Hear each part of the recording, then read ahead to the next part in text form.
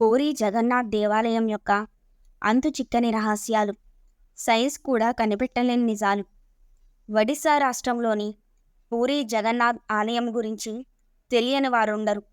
ప్రతి ఏటా అక్కడ జరిగే రథోత్సవం ఎంతో ప్రసిద్ధ కలది.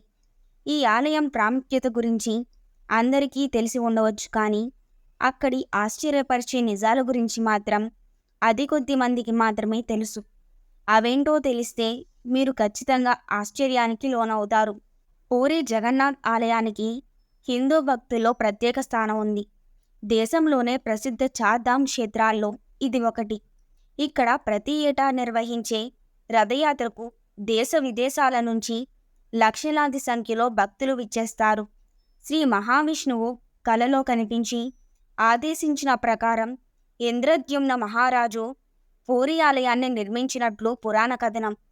పాండవులు యమరాజు వద్దకు తమ ప్రయాణాన్ని ప్రారంభించినప్పుడు మోక్షానికి చేరువ చేసే చార్ధామ్ క్షేత్రాల్లో ఒకటైన పూరీ జగన్నాథ్ ఆలయాన్ని దర్శించుకున్నారట. సైన్స్కు కూడా అంతుచిక్కని రహస్యాలతో ఈ ఆలయం ముడిపడి ఉన్నట్లు చెబుతారు. పూరీ జగన్నాథ్ ఆలయమే ఒక పెద్ద మిస్టరీ. అక్కడ ఉన్న ప్రతి ఒక్కటి మిస్టరీయే.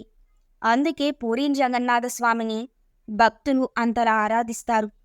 ఇంతకీ పూరీ జగన్నాథ్ ఆలయంలో ఉన్న మిస్టరీలేంటో ఒకసారి తెలుసుకుందాం. 65 అడుగుల ఎత్తైన పిరమిడ్ నిర్మాణం. ఈ ఆలయంలో ముఖ్యంగా చెప్పుకోవాల్సింది అక్కడ ఉన్న 65 అడుగుల ఎత్తైన పిరమిడ్ నిర్మాణం. అక్కడ ఉండే స్తంభాలు, గోడలు అన్నీ ప్రత్యేకతతో కూడుకున్నవై. ఈ ఆలయంలో కృష్ణుడి జీవితాన్ని కళ్ళకు కట్టినట్లు చూపించే గోడలు, స్తంభాలు ఈ ఆలయానికి మరింత శోభను తీసుకొస్తాయి. అన్ని ఆలయాల్లో ఉన్నట్లే గోపురం, దేవతలు, గంటలు, ప్రసాదం అన్నీ ఉన్నా ప్రతిదానికి ఒక విశిష్టత, అద్భుతం కలిగి ఉంది. ఇక్కడ ఇంకా ఎన్నో అద్భుతాలున్నాయి. ఆలయంపై జెండా. పూరీ జగన్నాథ్ ఆలయంపై ఎప్పుడూ హిందూ మతం చిహ్నాలతో కూడిన జెండాలు కనిపిస్తాయి. ఇందులో ఆశ్చర్యం ఏమి ఉంది అనుకోకండి. అసలు రహస్యం ఇక్కడే ఉంది. ఈ జెండాలు గాలి వీచే దిశలో కాకుండా వ్యతిరేక దిశలో రెపరెపలాడుతూ ఉంటాయి. దీని వెనుక రహస్యం శాస్త్రవేత్తలు కూడా కనిపెట్టలేకపోయారు. సుదర్శన చక్రం. 20 అడుగుల ఎత్తు, టన్ను బరువు గల సుదర్శన చక్రాన్ని పూరీ జగన్నాథ్ ఆలయంపై భాగాన ఏర్పాటు చేశారు.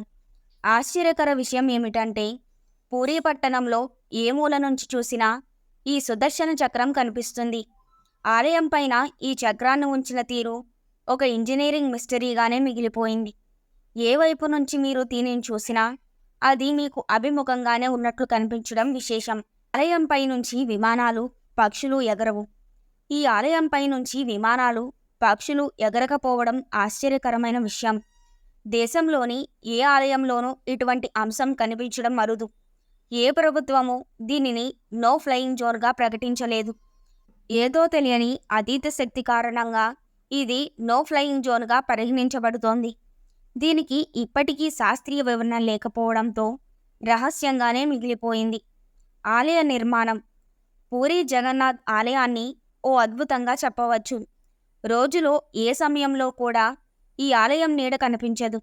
ఇది అప్పటి ఇంజనీరింగ్ అద్భుతమా లేక దైవశక్తి కారణంగా జరుగుతుందా అనేది అంతుచిక్కని విషయం. లింగద్వారం రహస్యం. జగన్నాథ్ ఆలయానికి 4 ద్వారాలు ఉంటాయి.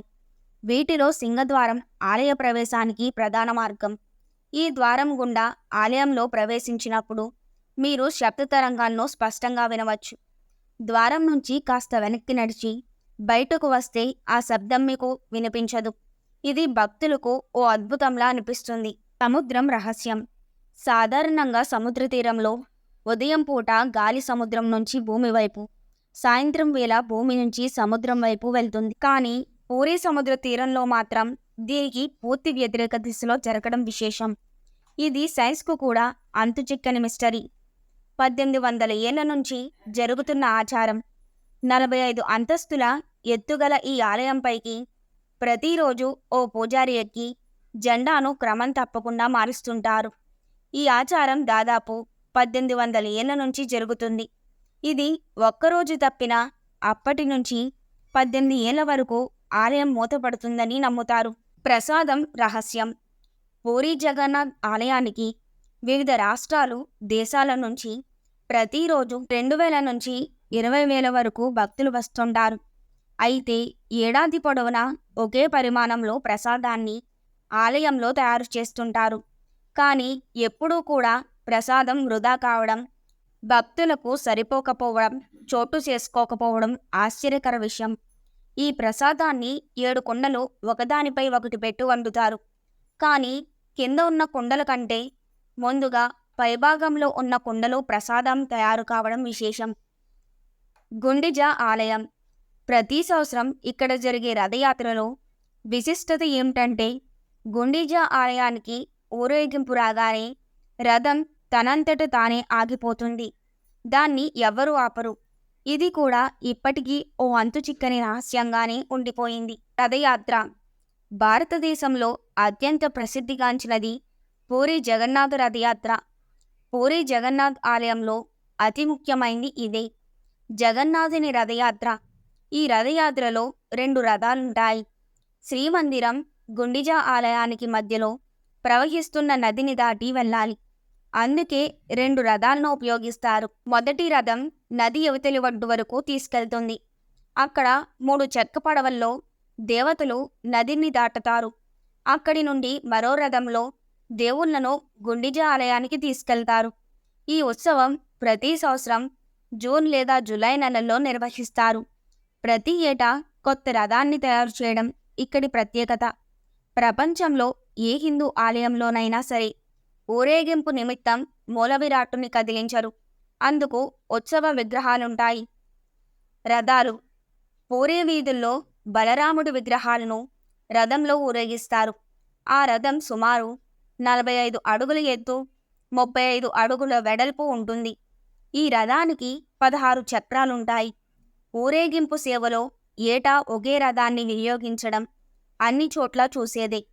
ఈ సంప్రదాయాలన్నింటికీ మినహాయింపు ఒడిశాలోని పూరీ జగన్నాథ్ ఆలయం.